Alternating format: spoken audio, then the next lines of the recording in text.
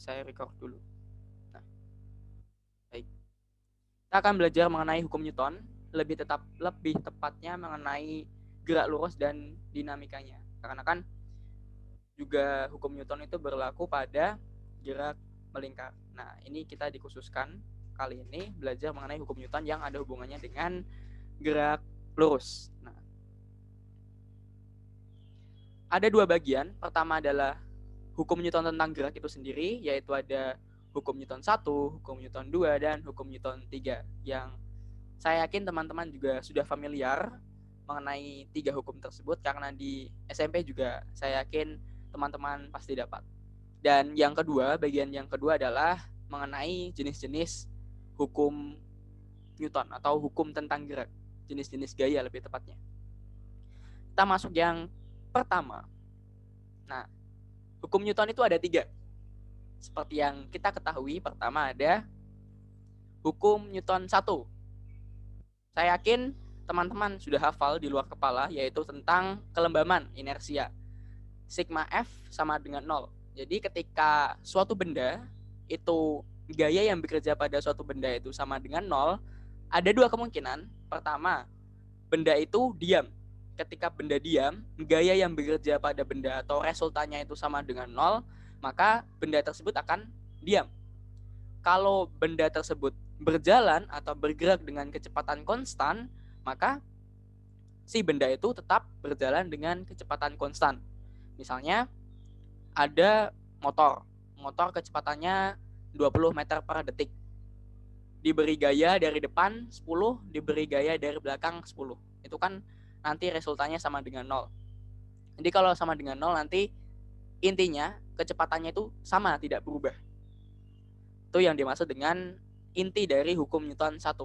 Jadi kalau tidak ada gaya yang bekerja ya tidak kenapa-napa, diam ya tetap diam, jalan ya tetap jalan, kecepatannya tidak berubah, entah itu dia dipercepat atau diperlambat, ya, dia tidak mengalami percepatan atau perlambatan itu.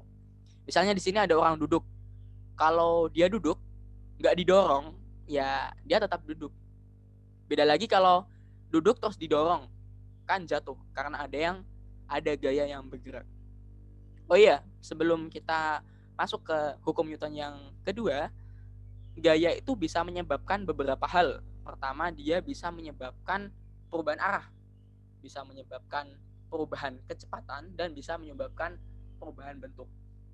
Nanti sambil jalan kita akan mengenal bagaimana kok bisa merubah arah, merubah bentuk, merubah kecepatan itu bagaimana. Selanjutnya yang hukum Newton yang kedua. Sigma F sama dengan M dikali A. Jadi resultan gaya itu sama dengan massa dikali percepatan. Ya intinya, ketika suatu benda itu diberi gaya, dia bisa dua. Bisa tambah cepat, dipercepat istilahnya. Dipercepat itu kalau percepatannya positif. Kalau percepatannya negatif, dia berarti perlambatan karena dia negatif. Jadi misalnya ketika sebentar ya, misal ini motornya kan ke sini. Nah, ketika motornya digas kan dia kan kecepatannya kan naik. Nah, percepatannya dia juga searah dari gerakan si motor. Nah, ini percepatan. Makanya dia motornya tambah cepat gitu. Beda lagi kalau motornya direm. Nah, kalau motornya direm kan dia berarti percepatannya dia tuh negatif. Nah, istilahnya perlambatan. Negatif A. Jadi percepatan itu termasuk besaran vektor. Ini dia vektor. Makanya gaya itu dia juga vektor, punya arah. Nah, yang selanjutnya adalah hukum Newton yang ketiga, aksi reaksi. Lebih tepatnya, aksi sama dengan main F reaksi. Yang hukum Newton kedua, ketika benda diberi gaya, dia bisa dua. Kecepatannya dia nambah, motornya tambah cepat, atau direm, kecepatannya tambah dikit. Dan suatu saat kalau ditabrak dari sisi yang berlawanan, si motor kan bisa putar balik, atau ya kalau ketabrak kan nanti dia ke belakang, kecepatannya negatif. Makanya dia bisa mengubah arah dan mengubah kecepatan dari benda. Nah, untuk hukumnya Newton yang ketiga, mungkin lebih familiar dengan kata karma. Ketika kita memberikan gaya pada suatu benda, benda itu memberikan gaya kepada kita. Misalnya di sini saya contohkan kepada kita mukul tembok misalkan. Kalau kita mukul tembok, pasti ya kalau kita tidak manusia sakti ya, pasti itu tangan kita apa? Sakit kan? Kenapa tangan kita sakit? Karena gaya yang kita berikan itu memberikan reaksi kan? Aksinya kebalik. Aksinya itu dari tangan kita mukul tembok, temboknya memberikan reaksi yaitu gaya yang ini. Simbolnya dia negatif. Kalau bentar ya. Kalau kita kan memberikan gaya ke tembok. Nah, tembok balik memberikan gaya ke kita, ke tangan kita kalau kita pukul. Nah, makanya tangan kita bisa bonyok, berdarah, patah tulang jari, yaitu karena gaya yang tandanya negatif tadi, reaksinya. Jadi, kalau bisa jangan mukul tembok, karena kan kena gaya reaksi dari tembok. Nah, ini adalah ketiga hukum Newton yang mendasari nanti kita ke depannya.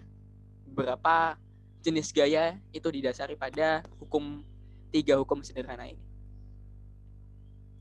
Selanjutnya adalah contoh soal. Ini contoh soal sederhana. Ada yang mau membacakan soalnya? Halo? Saya boleh, Kak. Ya, silahkan. Sebuah mobil bermassa 2000 kilo bergerak lurus dengan kecepatan 72 km per jam. Mobil direm sehingga berhenti setelah menempuh jarak 50 meter dari saat direm. Tentukan besar gaya pengereman yang bekerja pada mobil tersebut. Ya, terima kasih banyak Eka. Di sini, kita kan tadi sudah belajar mengenai hukum Newton yang kedua.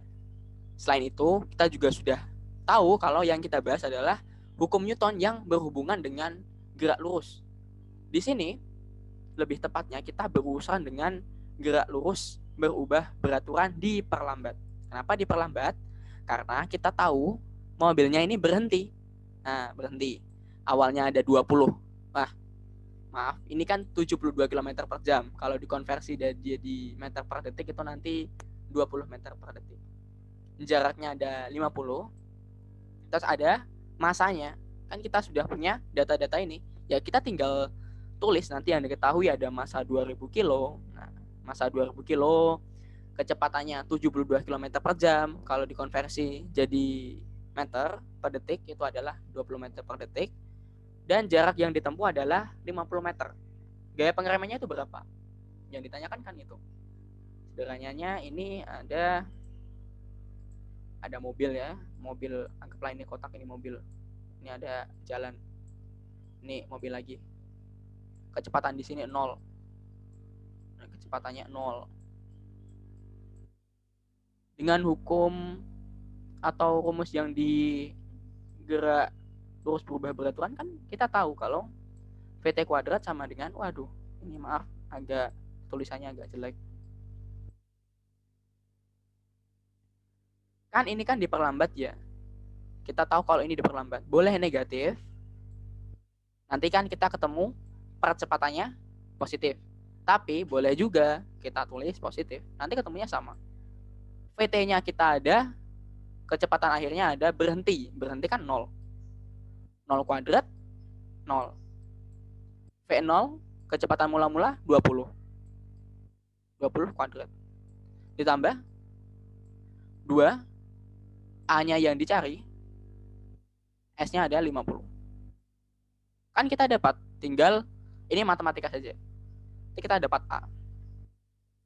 Kalau divisualisasikan, nah, begini kan. Ini kita ada.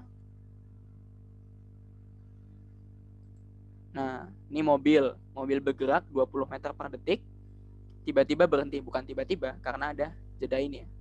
50 meter, jadi 0. Nah, kita masukkan ke sini. Kita dapat tanda negatif menandakan bahwa ini adalah perlambatan.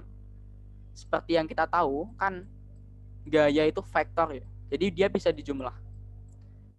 Massa, besaran skalar, dan percepatan besaran vektor. Makanya percepatan ini dia bisa positif atau dia bisa negatif. Kalau positif namanya percepatan, kalau negatif namanya perlambatan. Nah, itu. Selanjutnya, kita akan belajar mengenai jenis gaya. Untuk kali ini, di pembahasan ini, khusus kita akan membahas mengenai 4. Ada gaya berat, ada gaya normal, gaya gesek, dan tegangan tali. Apa itu masing-masingnya kita akan bahas juga. Pertama ada gaya berat. Kenapa ada gaya berat? Ya karena sederhananya ada medan gravitasi. Apakah harus gravitasi bumi? Sebelum ke situ, kadang kan kita untuk mencari gaya berat. Sederhananya itu berat itu sederhana ya. Intinya massa dikali gravitasi. Tapi gravitasinya itu apa? Apakah bumi? Ya bisa jadi kalau bendanya itu di bumi. Kalau bendanya tidak di bumi ya beda lagi, tergantung di mana percobaan itu dilakukan atau kejadian itu di mana. Misalnya astronot di bulan. Berat astronot di bulan dan di bumi kan beda. Nah, itu akan masuk ke hukum gravitasi yang akan dijelaskan oleh Kak Baiti nanti. Intinya, gaya berat adalah karena adanya gravitasi. Arahnya kemana? Selalu tegak lurus menuju gravitasi atau pusat gravitasi. Misalnya kita punya bumi ya, bukan punya saya. Ya kita ada bumi. Misalkan ini bumi, ini inti bumi. Ini saya.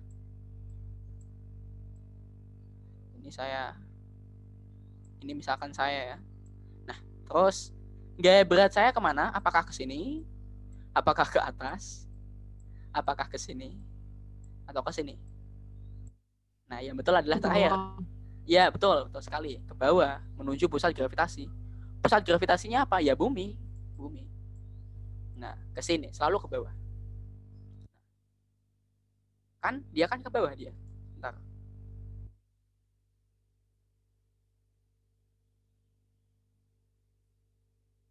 Ini kan surface ya, ini permukaannya kan bumi kan datar. Maksudnya kalau kita potong secara bagian, bumi memang bulat, cuma kalau kita potong secara bagian karena saking luasnya bumi itu seolah-olah datar. Kalau kita potongnya sampai 5 km ya sudah melengkung karena lengkungan bumi terlihat setelah 5 km. Misalnya ini kan datar ya. Bumi ke bawah, makanya W-nya ke bawah. Massa benda, G gravitasi, percepatan gravitasi yang biasa digunakan adalah 10 meter per second kuadrat. Tapi kalau di soal diketahui 9,8 meter per second kuadrat, ya kita pakai yang di soal. Atau mungkin di planet lain. Selanjutnya ada bidang miring. Kalau bidang miring, kan tetap buminya kan di bawah. Tetap saja, dia ke pusat bumi, selalu ke bawah. Tapi dia akan diuraikan menjadi vektor X dan Y. Ini misalkan gini ya. Ini misalkan sumbu X, nanti ini misalkan sumbu kebalik X ini Y. Nah, jadi begitu. Nanti begitu. Ini bisa kita gunakan untuk penting diketahui untuk nanti kita ke depannya. Jadi yang sejajar ini nanti kan dia kan merosot ke bawah. Oh, tergantung sih dia licin atau tidak. Nah, licin atau tidak nanti kita bahas di gaya yang selanjutnya. Bukan selanjutnya, langsung ini sih. Selanjutnya adalah gaya normal. Kenapa kok gaya normal bisa ada? Ada karena dua permukaan bersentuhan. Jadi dua surface dia ketemu. Seperti tangan saya, seperti laptop saya di meja, bukan meja ini sebenarnya. Atau mouse saya di meja, itu dia menghasilkan gaya normal. Arahnya kemana? Selalu tegak lurus terhadap bidang sentuh. Contohnya seperti apa?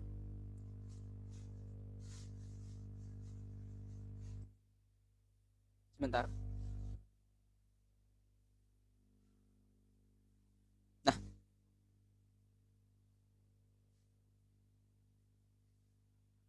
ini kan permukaannya seperti ini. Arahnya selalu tegak lurus bidang sentuh.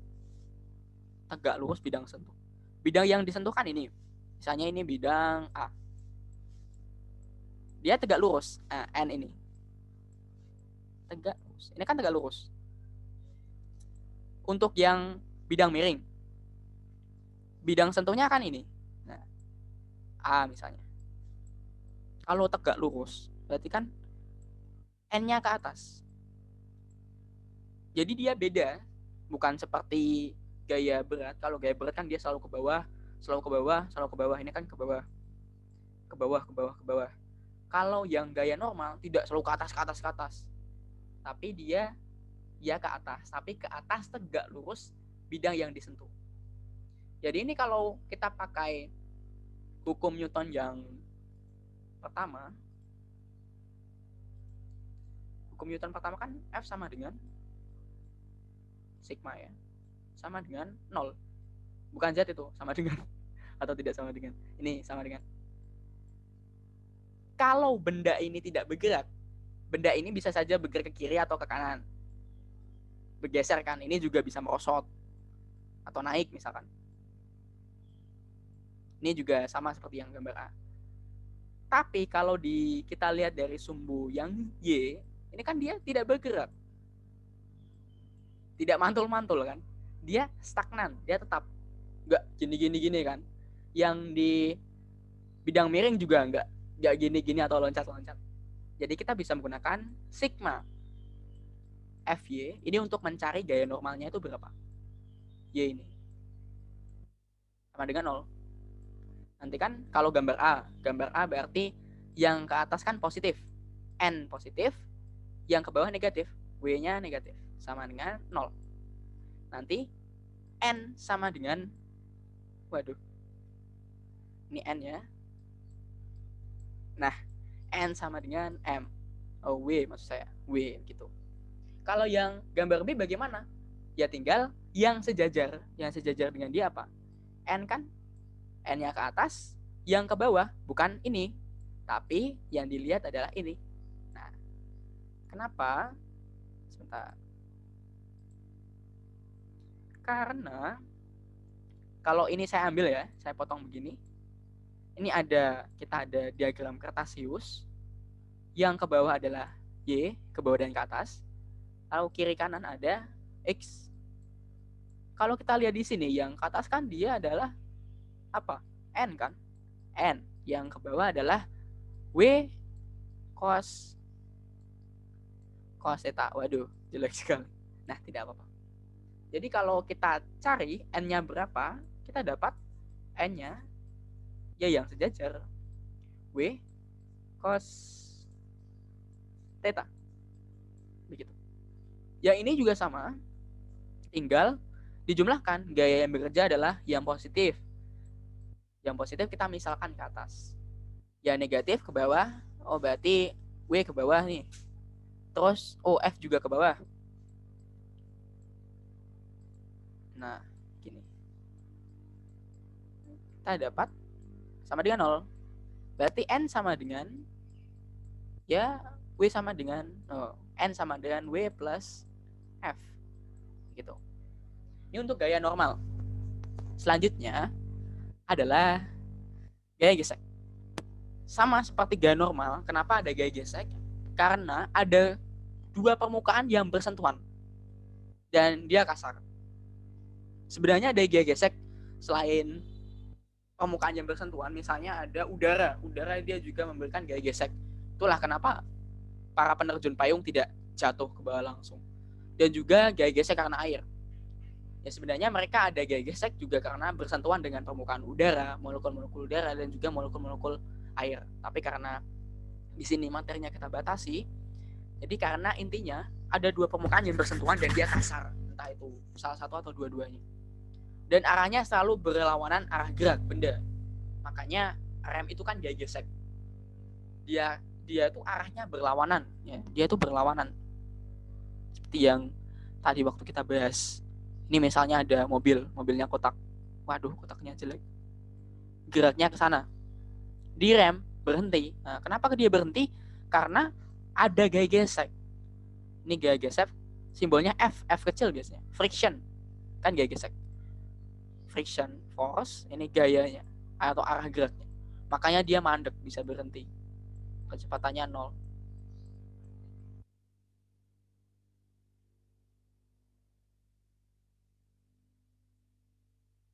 Ada dua benda, dua keadaan. Ada gaya gesek statis, ada gaya gesek kinetis. Dan nilainya itu masing-masingnya juga berbeda. Kalau gaya gesek statis kan diam. Itu ketika benda itu diam, ya sesuai namanya. Kalau benda bergerak, gaya geseknya kinetis. Bedanya apa? Misalnya teman-teman mendorong motor waktu diam, itu kan hawanya kan bukan hawanya, memang berat ya. Kalau kita dorong dari diam, itu pasti motornya berat. Tapi kalau motornya sudah jalan, itu lebih ringan. Nah, itulah bedanya gaya gesek kinetis dan statis. Kalau gaya gesek statis, waktu benda diam. Nah, misalnya ini benda diam, kecepatannya 0. Ini ada Fs, friction static friction, gaya gesek statis intinya. Kalau benda sudah bergerak, motornya sudah bergerak dari diamnya, ini ada gerakan, ada V, ini adalah gaya gesek kinetik. Jadi tetap ada gaya gesek, cuma lebih kecil daripada sebelumnya. Makanya karena gaya gesek kinetik itu lebih kecil daripada gaya gesek statis, kan ini kan rumusnya sama. Lebih tepatnya samanya dikali gaya normal. Ini N itu simbol dari gaya normal. Mu itu koefisien gaya gesek. Kalau mu S berarti koefisien gaya gesek statis. Kalau mu K koefisien gaya gesek kinetis. Tinggal dikali N kan sama. Makanya kita dapat kesimpulan kalau mu S itu lebih besar daripada mu K. Karena tadi ketika kita mendorong motor yang diam itu lebih berat daripada mendorong motor yang telah berjalan tentu saja. Dan nilai dari mu atau koefisien gaya gesek adalah antara dari 0 sampai 1. Kalau 0 ya berarti nggak ada gaya gesek, licin sempurna. Walaupun susah ya mencari licin sempurna.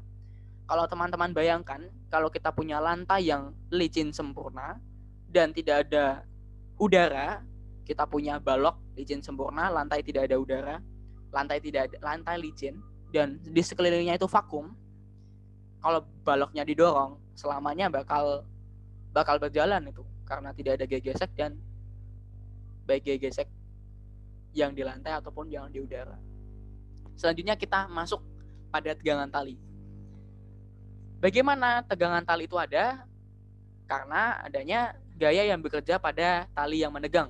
Entah teman-teman itu menimba air yang manual, tarik tambang, memancing, itu ada tegangan tali. Karena kita pakai tali. Ya, mungkin mancing pakai senar, tapi dia juga bisa dikategorikan tali.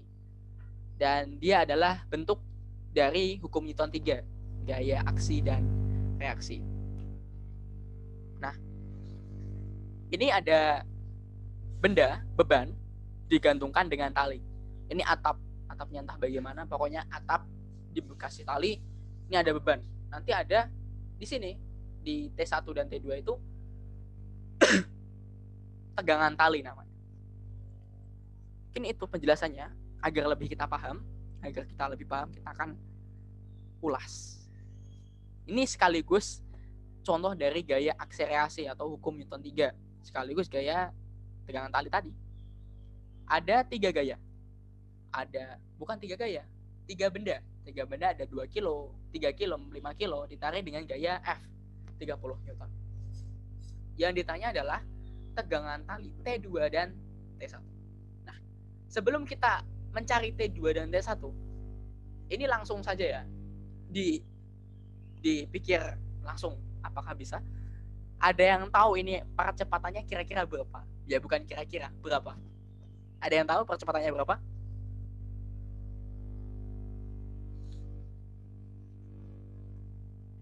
Pakai Newton, hukum Newton 2 berarti ya. Ada yang tahu? Sederhana ini. Halo?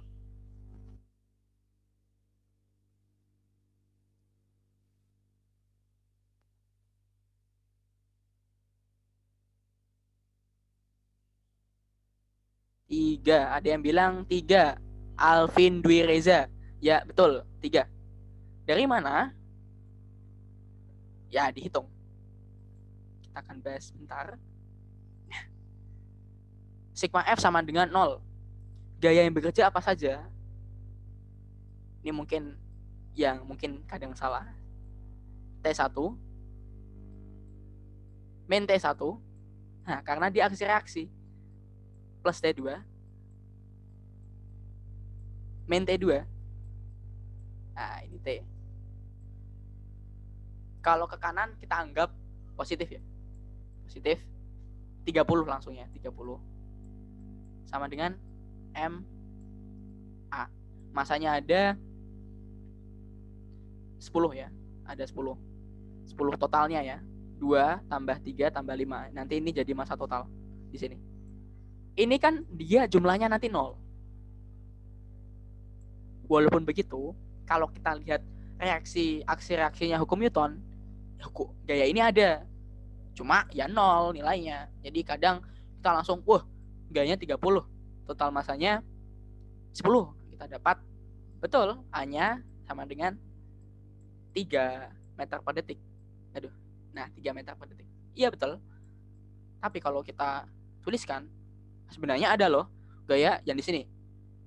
Yang dia ke sana dan ke sini. Kan tadi aksi reaksi kan nilainya sama, cuma tandanya berlawanan. Ya dia ini nilainya sama, tandanya berlawanan. Nah, selanjutnya kan kita sudah tahu ya, A-nya sama dengan 3 meter per sekon kuadrat. Kita tinggal mencari tegangan tali 2 dan tegangan tali 1 itu berapa. Kita langsung saja. Pertama, kita langsung potong benda yang berhubungan dengan tegangan tali 2. Lihat sumbu horizontal. Sumbu horizontal ada, pertama, sebentar. Ada T2 dan juga ada F. Makanya sigma Fx, jumlah gaya yang pada sumbu X itu ada, kalau ke kiri negatif, min T2 ditambah, kalau ke kanan positif, F. Dan di sini massa yang berhubungan dengan 2 ini adalah M3. Kalau A-nya kan tadi sudah kita cari, 3 meter per sekon kuadrat. Ini 3. Kita tinggal selesaikan, ini matematika saja. T2 plus F min T2 plus F bla bla bla min T2 plus 30 min 5, maka T2 sama dengan 15 Newton. Ini 15 Newton. Selanjutnya adalah menentukan dari T1. Sama, kita langsung potong. T1 tuh di bagian mana? Nah, kita potong sebagian. Ini ada T1, ini T1, ini T2. Ini T2. Lihat benda 2 dengan massa 3 kg. Seperti ini sama kan? Kita langsung potong di bagian yang kita cari. Lalu sumbu horizontal ini. Dia kan bergeraknya kan gini-gini kan? Di X kan? Enggak. Naik turun gitu. Tidak ada polisi tidurnya kan. Makanya dia sigma Fx saja sama dengan M dikali A. M-nya tadi 3, masanya 3. T2-nya sudah kita ketahui tadi. Sudah kita cari ada 15 Newton. Karena T1 ini ke kiri, ya kita tulis negatif. Ini matematika saja. 15 dikurangi 9 dapat 6 Newton. Jadi T2 itu 15 Newton dan T1 6 Newton. Selanjutnya masih di tegangan tali, tapi cuma sedikit lebih rumit. Bukan lebih rumit, cuma beda tipe. Sebuah lukisan bermassa 0,6 kilo tergantung pada sebuah tali yang berada di dinding ruang tamu, terlihat seperti gambar di samping. Jika percepatan gravitasi G sama dengan 10 meter per sekon kuadrat, tentukan apa. Nah, ini ada lukisan. Walaupun aneh, ya masa lukisan talinya cuma satu, kan nanti dia belok-belok kiri kanan gini kalau kena angin. Ya tapi kita abaikan itu ya. Nanti akan ada, kita uraikan. Di sini kan ada sudut. Nanti kita bisa kita uraikan ke atas sumbu Y dan ke kanan sumbu X. Nanti kita bisa tahu tegangan talinya itu berapa dengan menguraikan gaya-gaya yang bekerja. Teman-teman jangan sampai kaget kalau melihat hitung-hitungan yang seperti ini. jangan panik. Semua bisa kita kendalikan kalau kita memahami secara pelan-pelan. Ya. Sudut di sini, nah itu kan sama dengan sudut di sini. Berarti di sini sama dengan 30. Yang dekat sudut itu cos, yang jauh sudut itu sin. Kalau ini kesananya itu kan T1. Kalau ke kanan berarti T1 cos 30 derajat. T1 cos 30 derajat. Kalau ke atas T1 sin 30 derajat atau T sin 30 derajat. Makanya ini tulisannya, ini tidak tahu kelihatan atau tidak, T1Y. Ini tulisannya T1Y, kalau yang ini T1X. Nah, kita kan sudah uraikan. Jadi gambar yang rumit ini intinya itu saja. Jadi kalau T1 kan miring ke, ini arah saya benar atau tidak? Kalau dari arah saya begini. Nanti dia diuraikan ke kanan dia jadi cos 30 derajat, kalau ke atas dia jadi T sin 30 derajat. Kalau ke bawahnya cuma ada gaya berat karena lukisannya. Pertama lihat sumbu Y. Lihat sumbu Y. Sumbu Y kan cuma ini kan. Yang ke atas ada T sin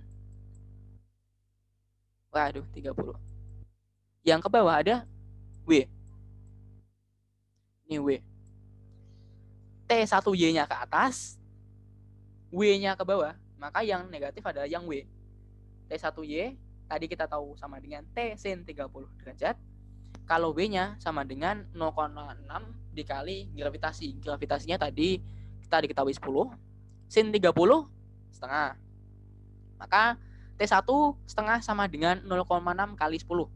Kita dapat T1-nya 12 Newton. Jadi T yang ke sini, sebentar ya. T yang ke sini, T1 ini tuh nilainya ya ini sama dengan 12 Newton dari alur tadi. Lalu kita mencari yang T2. Nah, T2 berapa? Ya, entah, kita cari sama-sama. Lihat sumbu X. Sumbu X, kalau kita lihat sumbu X sesuai dengan arahannya, ya sebenarnya kan ini kan ilmu eksakta ya, yang pasti. Jadi kalau bisa urut sesuai step sistematikanya, ya nanti lebih mudah. Kalau F, kita lihat di sumbu X kan yang mendatar begini kan. Di kanan ada ini T cos 30, di kiri ada T2. Ke kiri kita anggapkan kiri itu negatif. Bukan negatif jelek, tapi arahnya negatif. T1X tadi kita tahu sama dengan T cos 30 derajat. Untuk yang T2, tetap T2. Cos 30 derajat setengah akar 3. T2 kita dapat 6 akar 3. Jadi nanti, sebentar. Kalau yang ke sini itu 12. Kalau yang ke sini 6 akar 3. Wih, ini 6 ya. Ini 3. Nah, jadi setelah kita hitung, kalau ini tali, digantung lukisan yang seperti itu, tegangan talinya itu bisa kita hitung seperti tadi, yaitu T1-nya 12 dan T2-nya ada 6 akar 3. Selanjutnya ini adalah yang gaya gesek. Ada yang mau membacakan soalnya?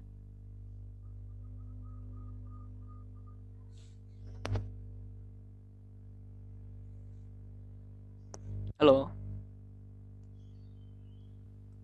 Saya boleh, Kak? Ya, silakan Naswa ya.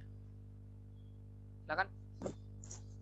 Contoh soal kedua, sebuah balok yang masanya 7,5 kg berada di atas lantai. Agar balok bergerak dengan kecepatan konstan, diperlukan gaya horizontal sebesar 30 Newton. Jika percepatan gravitasi G sama dengan 10 meter per second kuadrat, maka A. Koefisien gesekan antara balok dan lantai, dan B-nya, apabila di atas balok tersebut diletakkan benda yang masanya 5 kg, tentukan berapa gaya horizontal maksimum agar balok tetap bergerak dengan kecepatan konstan. Ya, terima kasih Naswa. Intinya ada balok di lantai, ditarik dengan gaya 30 Newton dengan gravitasi 10 Newton, 10 meter per second kuadrat.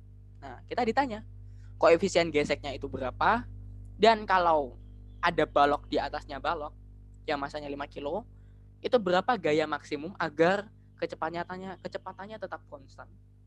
Begitu. Langsung saja kita ke pembahasannya. Misalnya ada balok. Nah, ini balok. Baloknya gayanya ke sini, ke kanan.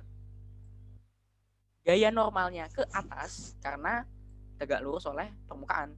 Beratnya ke bawah W1 dan masanya 7,5 kilo. Friction, gaya gesek itu ke belakang. Jelas dia selalu berlawanan dengan gaya gerak. Gaya geraknya kan F, gerakannya ke depan, gaya geseknya FG ke belakang. Makanya walaupun dia melakukan kecepatan konstan, dia tetap perlu gaya.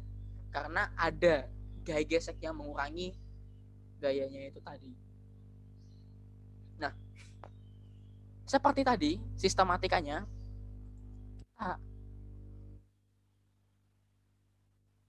kita lihat sesuai arah gerakannya.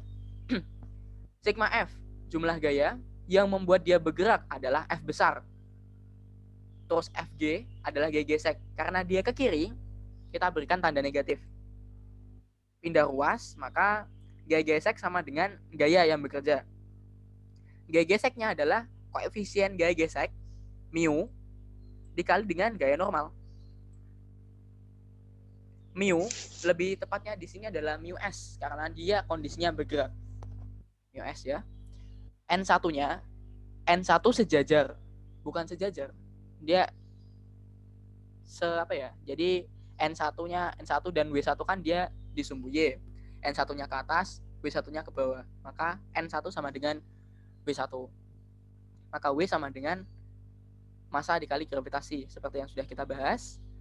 Maka mu, koefisien gaya gesek sama dengan F, gaya yang bekerja, dibagi dengan berat benda. Gayanya 30, masanya 7,5 kali 10, kita dapat 0,5. Jadi koefisien gaya geseknya adalah 0,4 gitu.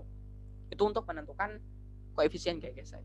Selanjutnya kita akan menentukan masalah yang kedua, yaitu kalau kita menaruh balok di atas balok tadi, itu kecepatan maksimumnya gaya horizontal maksimum agar V-nya konstan itu berapa. Jadi begini, sama kita lihat F-nya itu berapa, tapi F-nya tidak diketahui. Bukan tidak diketahui, kita ingin menentukan berapa gaya yang bekerja atau gaya yang dikerjakan agar si balok ini kecepatannya konstan. Kita lihat di sumbu X ada V, F besar yang menyebabkan benda itu bergerak, dan yang menyebabkan benda itu berkurang kecepatannya adalah Fg. F min Fg. Kita pindah ruas, benar ya? Kita pindah ruas di sini. Pindah ruas. Fg mu dikali gaya normal. Gaya normal ini. Gaya normal yang ini. Gaya normal. Gaya normal sama dengan N kan sama dengan min W sama dengan ini sama dengan 0. Maka N sama dengan W. W-nya massa dikali gravitasi. Massanya adalah total massa 7,5 tambah 5, gravitasinya 10. Mu-nya atau koefisien gaya gesek statis kita dapat tadi di perhitungan sebelumnya ada 0,4 dan ada W atau beratnya adalah 125. Kita dapat G-nya adalah 50 Newton. Nah, itu saja untuk yang hukum Newton sampai di sini. Untuk pertanyaan bisa disimpan dulu karena setelah ini akan ada Kak Baiti yang akan menyampaikan mengenai hukum gravitasi. Nah, silakan Kak Baiti. Kami Oke, terima kasih Rio.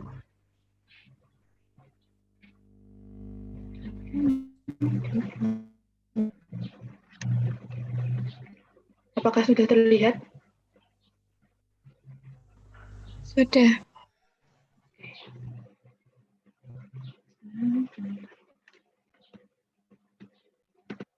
selanjutnya kita belajar tentang gravitasi Newton.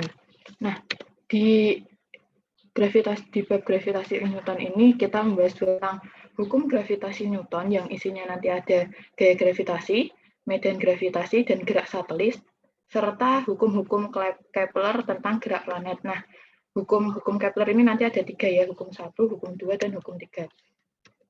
Yang pertama yaitu hukum gravitasi Newton. Nah, cerita dulu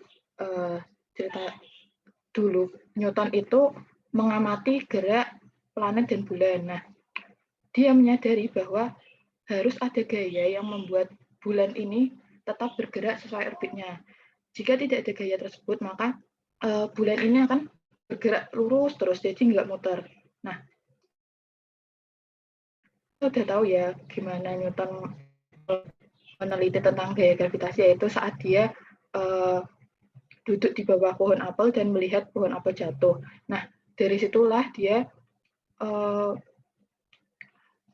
berpikir tentang hukum gravitasi Newton ini dan mendapatkan bahwa gaya gravitasi antara dua benda merupakan gaya tarik-menarik yang besarnya berbanding lurus dengan perkalian massa masing-masing benda dan berbanding terbalik dengan kuadrat jarak antar benda, antar keduanya. Ini ya, F sebanding dengan M1 kali M2 dan F sebanding dengan 1 per R kuadrat. Selanjutnya yaitu gaya gravitasi. Gaya gravitasi merupakan gaya tarik-menarik akibat interaksi dua buah benda selalu berbanding lurus dengan perkalian masing-masing benda dan berbanding terbalik dengan kuadrat jarak antara keduanya. Nah, ini tuh realisasi dari hukum gravitasi Newton tadi ya. F12 sama dengan F21.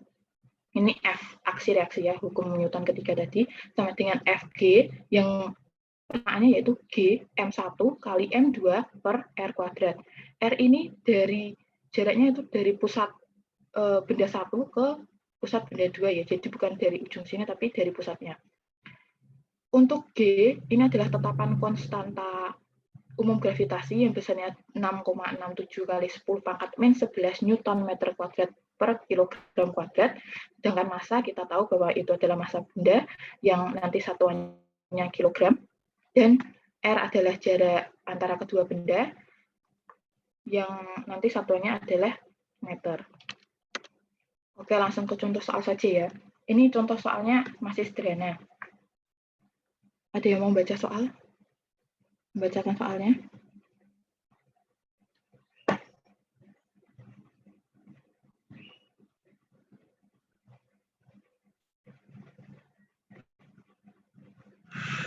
Oke, langsung saja ya untuk menghemat waktu. Sebuah benda langit di ruang angkasa yang bermasa 50 kg mengorbit bumi dengan jari-jari orbit R-nya 1 kali 10 pangkat 7 meter. Jika massa bumi, M buminya, diketahui 6 kali 10 pangkat 24 kg, dan tadi G, tetapan gravitasi umumnya 6,67 kali 10 pangkat 11 Newton meter kuadrat per kilogram kuadrat. Nah, ini tinggal dimasukkan ke persamaan yang tadi. Nah, G-nya dimasukkan 6,67 kali 10 pangkat min 11, terus massa, ini massa bumi, 6 kali 10 pangkat 24, dikali massa benda luar angkasanya, benda langitnya, 5.000 kg, ini dibuat 5 kali 10 pangkat 3 ya, biar lebih mudah. Terus jaraknya, ini udah meter, langsung dimasukkan saja, 10 pangkat 7 kuadrat. Tinggal dihitung, 6 kali 5, 30, jadinya 30 kali, ini tambah jadi 10 pangkat 27, nolnya dimasukkan ke sini, notifikasi ilmiah, jadi 3 kali 10 pangkat 28, 10 pangkat 7 kuadrat jadinya 10 pangkat 14, dihitung, nanti jadinya dapat F gravitasi atau besarnya gaya gravitasi yang dirasakan oleh benda langit adalah 20.000 kali 10 Newton. Sudah mudeng untuk soal yang pertama? Sudah, Kak. Oke, lanjut soal kedua. Ini agak rumit, enggak sih? Ya, rumit banget. Diketahui bahwa benda P, benda yang pertama, itu bermassa 1 kg, berada pada jarak 6 meter dari benda R yang bermassa 4 kg. Ini ada gambarnya. Ini benda P, ini benda R, jaraknya 6 meter. Benda S bermassa 2 kg berada di antara P dan R. Jadi di antara ya, bukan di tengahnya pas. Jika gravitasi yang dirasakan benda S sama dengan 0, jadi benda ini nggak ngerasain gaya gravitasi sama sekali ya, 0. Nah, berapakah jarak antara P dan S yang ditanyakan ini? Nah, kita tahu bahwa ini jadi benda S kan nggak dapat gaya gravitasi sama sekali ya. Jadi sesuai dengan hukum 1 Newton yang bunyinya sigma F sama dengan 0. Nah, seperti tadi yang dijelaskan oleh Rio, ini dijabarkan sigma F-nya tuh gayanya itu apa aja. Kita lihat di benda S-nya. Ini sketsa tentang gayanya ya. Yang ke kanan itu ada gaya FSR dan yang ke kiri ada gaya FSP. Nah, singkatnya seperti ini, kan ini berbanding terbalik, jadi yang ke kanan dianggap positif, FSR, dikurangi FSP sama dengan 0. Ini pindah ruas jadi positif. Terus dimasukkan rumus gaya gravitasi. Ini G sama dengan MS kali MR, karena ini SR ya, jadi MS kali MR per jarak SR kuadrat sama dengan G MS dikali MP per RSP kuadrat. G-nya coret-coret, MS-nya juga coret-coret, bisa dihilangi, tinggal MR per RSR kuadrat sama dengan MP per R kuadrat SP. Dimasukkanlah nilai-nilainya tadi, massa P-nya, massa R-nya itu tadi, ini dibalik, ini massa P, ya, ini ini jarak SR-nya dimasukkan semua sama dengan 1/6 min X kuadrat sama dengan 4 per X kuadrat. Pindah ruas, berarti ini ke atas jadi X kuadrat per 6 min X kuadrat sama dengan 1/4. Ini akar kuadratnya dipindah ke ruas kanan jadi akar X per 6 min X sama dengan akar 1/4. Akar 1/4 yaitu 1/2. Nah, didapatkan dari sini tinggal perkalian silang, 2X sama dengan 6 min X. Ini pindah ruas, 3X sama dengan 6, X sama dengan 6/3. Jadi, jarak P ke S, jarak antara benda P dan benda S adalah 2 meter. Oke, lanjut dulu. Selanjutnya yaitu medan gravitasi. Nah, medan gravitasi adalah ruang yang masih dipengaruhi oleh gaya gravitasi. Jadi, misal nih, ini kan ada benda bunder, bulat, punya gaya gravitasi. Nah, misal ini ada titik di sini, titik. Nah, ini juga masih dipengaruhi oleh gaya gravitasi. Nah, area ini, semua ini, itu disebut medan gravitasi. Nah, besaran yang menyatakan medan gravitasi ini disebut kuat medan gravitasi atau G, yaitu gaya gravitasi tiap satuan massa. Jadi kan G sama gravitasi tiap satuan massa. Berarti tulis G sama dengan F per M. Sehingga berdasarkan gambar di samping, nih gambar, akan diperoleh tadi F kan gaya gravitasi kan persamaannya G M kali M per R kuadrat. Nah, ini tinggal dimasukkan. Didapatkan ini M-nya bisa dicoret. Jadi persamaannya tinggal G M per R kuadrat. Jadi kalau tadi gaya gravitasi itu persamaannya G M besar kali M kecil per R kuadrat, tapi kalau kuat medan gravitasi itu G kali M per R kuadrat. Jadi bendanya cuma satu doang. Kalau tadi kan gaya berarti kan di antara dua benda. Kalau kuat medan kan berarti cuma satu benda, seperti itu. Contoh, percepatan gravitasi di suatu tempat di permukaan bumi adalah 10 meter per sekon. Ditanyakan percepatan gravitasi partikel pada suatu titik yang berada pada ketinggian R dari permukaan bumi. Untuk menjawab ini kita pakai perbandingan antara medan gravitasi di benda P atau partikel P dan medan gravitasi di bumi. Kan berarti GP per GB sama dengan, kita masukin persamaannya, G-nya dicoret, M-nya juga dicoret, didapatkan GP per GB sama dengan 1 per RP kuadrat per 1 per RB kuadrat. Ini nanti dibalik ya, karena 1 per, sehingga diperoleh persamaan G partikel per G bumi sama dengan R kuadrat bumi per R kuadrat partikel. Jadi seperti tadi bahwa kuat medan gravitasi itu berbanding terbalik dengan jarak ya antara bumi dan partikelnya, jarak antara kedua benda. Oke. Tadi kan sudah didapatkan persamaan ini ya, tinggal dimasukin. Yang ditanyakan adalah kecepatan gravitasi, maaf tadi menyebutkan kuat medan ya. Yang ditanyakan percepatan gravitasi partikel. Jadi GP per gravitasi bumi diketahui 10, dimasukkan, sama dengan R, ini adalah jarak diameter buminya, per, tadi kan sebuah titik yang berada pada ketinggian R dari permukaan bumi, berarti jarak dari pusat buminya itu adalah 2R. Berarti di sini dimasukkan 2R kuadrat. GP per 10 sama dengan R kuadrat per 4R kuadrat. GP sama dengan, ya ini tinggal dihitung, R kuadrat per 4R kuadrat kali 10. Didapatkan R, ini R-nya dicoret, R-nya dicoret, didapatkan gravitasi partikel ini adalah, percepatan gravitasi partikel ini adalah 2,5 meter per sekon. Selanjutnya yaitu gerak satelit. Nah, gerak satelit ini dipengaruhi oleh dua gaya. Yang pertama adalah gaya sentripetal dan gaya gravitasi Newton.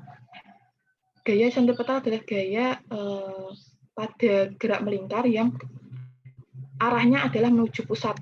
Jadi misal ini pusat, ini ada gaya, ini benda.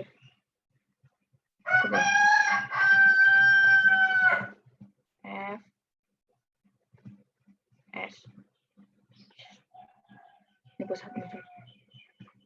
Fs sama dengan M kali kecepatan sentripetalnya, kecepatan bukan, kali kuadrat per R, nanti jaraknya ini.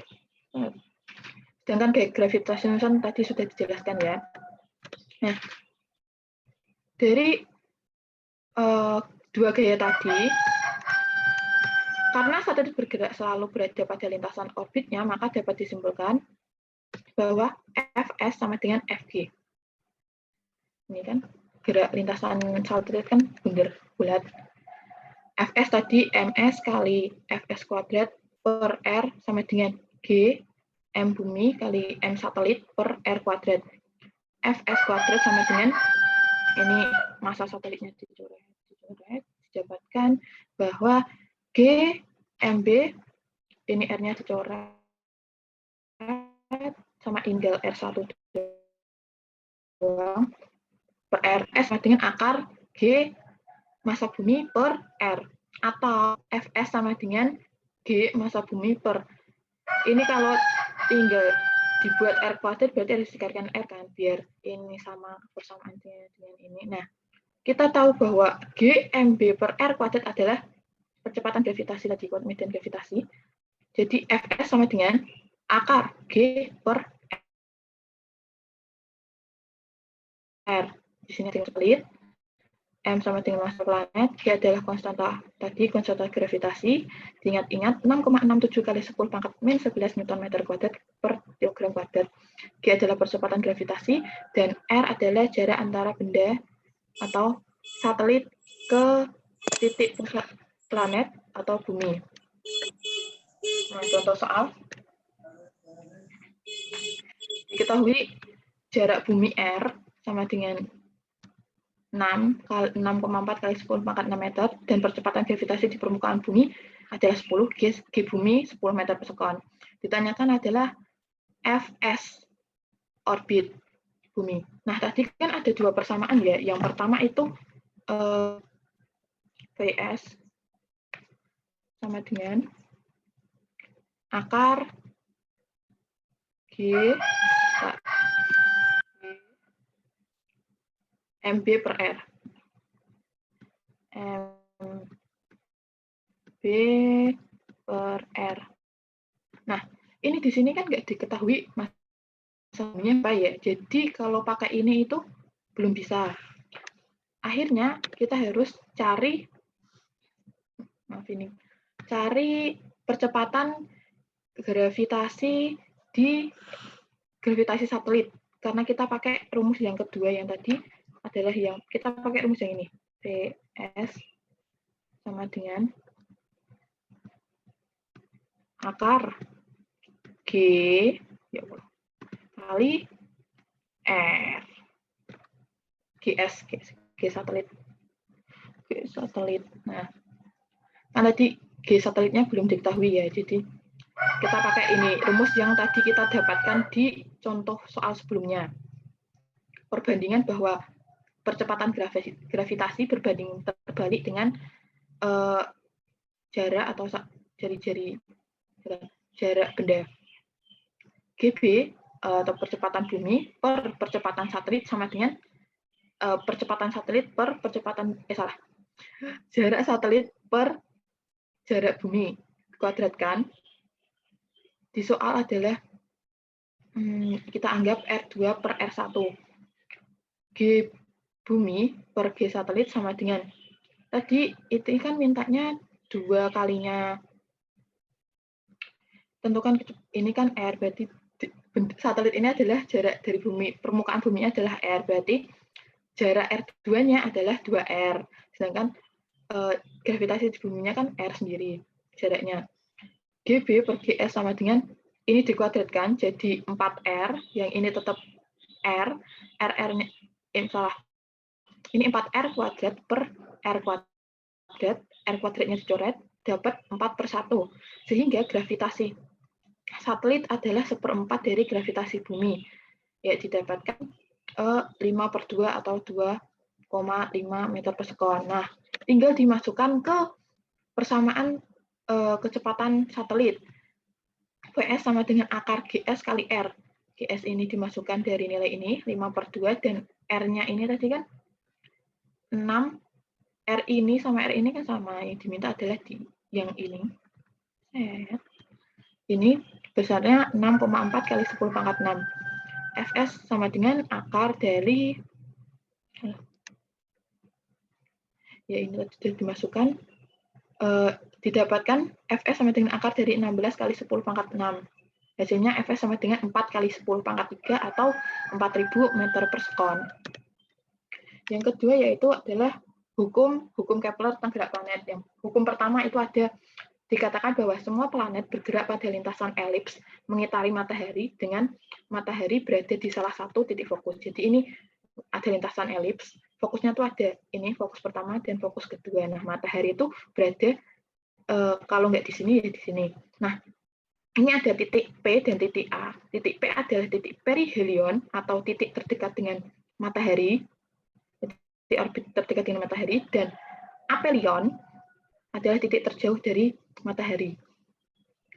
Lanjut, yang kedua adalah hukum 2 Kepler yang menyebutkan bahwa suatu garis khayal yang menghubungkan matahari dengan planet menyapu luas juring yang sama dengan selang waktu yang sama. Ini bisa dilihat ya animasinya bahwa kalau di daerah yang jauh dari matahari itu geraknya lambat. Nah, kalau di sini itu cepat gitu. Nah, kalau misal dibuat kayak segitiga atau juring-juring gini, waktu tempuh antara ini ke sini dan ini ke sini itu sama. Dan luasnya, jika dihitung luas ini dengan luas yang ini itu adalah sama. Seperti itu. Yang terakhir yaitu hukum 3 Kepler. Itu adalah perbandingan kuadrat periode terhadap pangkat 3 dari setengah sumbu panjang elips adalah sama untuk semua planet. Ini persamaannya, T kuadrat per R pangkat 3 sama dengan konstan. Langsung ke contoh soalnya. Jika diketahui jarak rata-rata antara matahari dan Merkurius adalah 0,4 kali jarak rata-rata matahari bumi, jadi yang pertama adalah matahari Merkurius, yang kedua adalah matahari bumi. Jika periode revolusi bumi adalah 1 tahun, tentukan periode revolusi Merkurius. Diketahui jari-jari matahari Merkurius adalah 0,4 jari-jari jarak rata-rata matahari bumi. Nah, periode matahari bumi adalah 1 tahun. Kita masukkan ke persamaan tadi bahwa T kuadrat per R pangkat 3 adalah konstan, sehingga bisa T1 kuadrat per R1 pangkat 3 sama dengan T2 kuadrat per R2 pangkat 3. Nah, ini di sini misal TMB kuadrat per RMB pangkat 3 sama dengan TMM. MM itu yang matahari, yang Merkurius, B itu yang bumi. TMM kuadrat per RMM pangkat 3. Sehingga ini tinggal dimasuk-masukkan yang T kuadrat MB tadi kan TMB diketahui 1, berarti 1 kuadrat per ini tetap pakai RMB karena nggak diketahui jarak pastinya, hanya perbandingannya. Berarti R pangkat 3 MB sama dengan yang ditanyakan periode matahari Merkurius kuadrat per R Merkurius matahari tadi adalah 0,4 dari jarak matahari bumi pangkat 3. Ini tinggal dihitung 1 per R pangkat 3 MB sama dengan TMM kuadrat per ini dipangkatkan 3 didapatkan 0,064 kali RMB pangkat 3. TMM pangkat 2 sama dengan ini coret. Nah, didapatkan T kuadrat MM sama dengan 0,064 di akar kuadrat. Jadi periode Merkurius matahari adalah 0,253 tahun. Seperti itu. Karena ini tadi satuannya tahunnya. Sekian untuk penjelasan di hukum gravitasi Newton. Maaf jika tadi cepat-cepat ya. Ada pertanyaan untuk dua bab ini?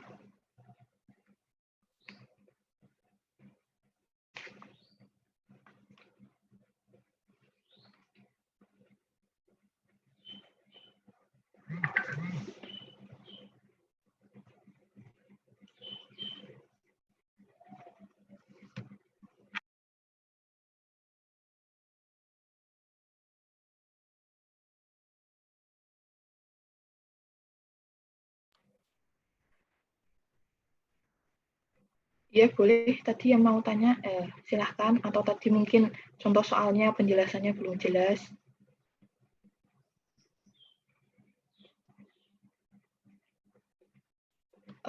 Kesimpulannya ya, kalau tadi hukum Newton itu ada 3. Yang pertama, hukum 1 Newton itu ada sigma F sama dengan 0, dan hukum 2 Newton itu ada F sama dengan M kali A, yang hukum 3 Newton itu ada F aksi sama dengan min F reaksi. Sedangkan kalau di hukum gravitasi Newton itu kesimpulannya ada 3 mungkin. Yang pertama tadi gaya gravitasi, itu rumusnya ada F G sama dengan G besar atau konstanta gravitasi kali M1 kali M2 per R kuadrat. Terus tadi untuk percepatan gravitasi rumusnya G sama dengan M per R kuadrat. Untuk perbandingan periode yang dihukum 3 Kepler itu ada T kuadrat per R pangkat 3 adalah konstan. Itu persamaan yang sering digunakan untuk 2 bab ini.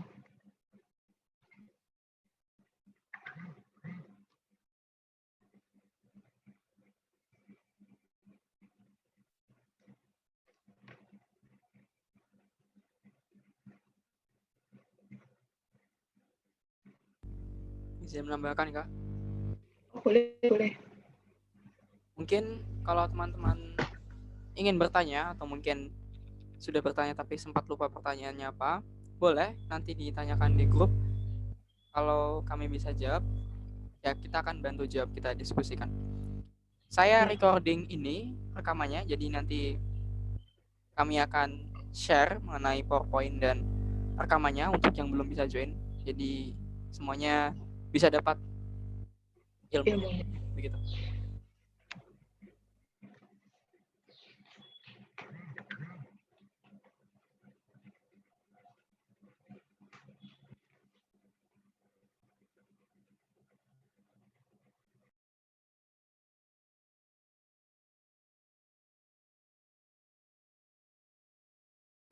untuk kelasnya sebenarnya sudah berakhir ya.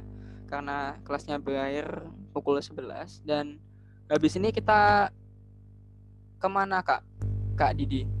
Ke room awal? Kembali ke ruang utama sepertinya. Kembali ke room utama aja. Ya. Semuanya kan, pesertanya juga kan? Ya. Ya, teman-teman, silahkan kembali ke main room, ruang utama. Begitu kan, Kak? See you untuk pertemuan selanjutnya. Ya, terima kasih.